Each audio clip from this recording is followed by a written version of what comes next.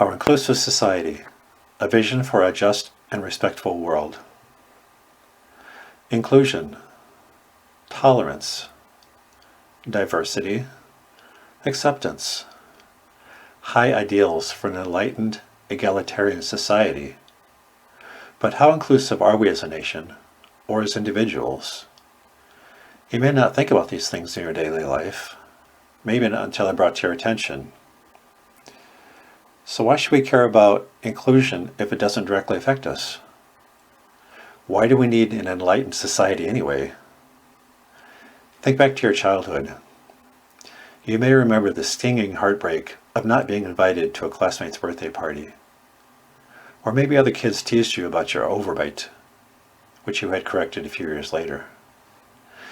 Now imagine being subjected to an even harsher degree of unjust emotional pain every day of your life at the institutional or societal level because you are somehow different. I live a charmed life, you may think. That won't happen to me. Don't bet on it. Josh Blue, a stand-up comic and Paralympic athlete with cerebral palsy, made this shockingly relevant observation during a recent television performance. Quote, "Whenever people are being mean about disability, I think what they don't realize is not only are we the largest minority group, but we're also the only minority group that you can join at any time."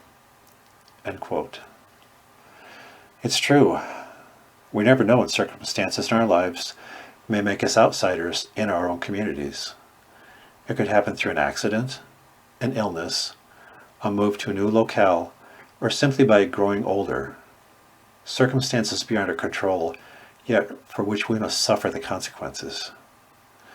If we don't demand inclusion for everyone now, we may find ourselves excluded tomorrow. In the interest of full disclosure, I tell you now that I write this from the seat of white, male, able-bodied, straight privilege. I've not suffered the indignity of institutional discrimination, not in my educational, career, or housing opportunities.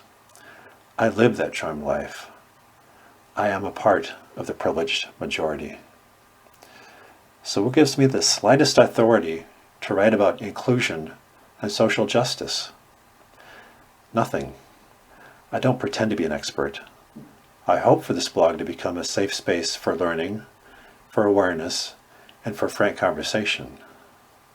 I want to send some positivity into the world for us all to consider so that we can take some useful action, either alone or together. I invite you to leave comments in response to my thoughts and call out my well-intentioned but misinformed statements. As a non-expert, I expect to stumble now and then.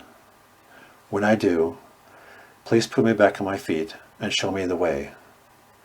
Together, we can build a more inclusive society. So where have you seen social inclusion at work in your community? Please leave your response below.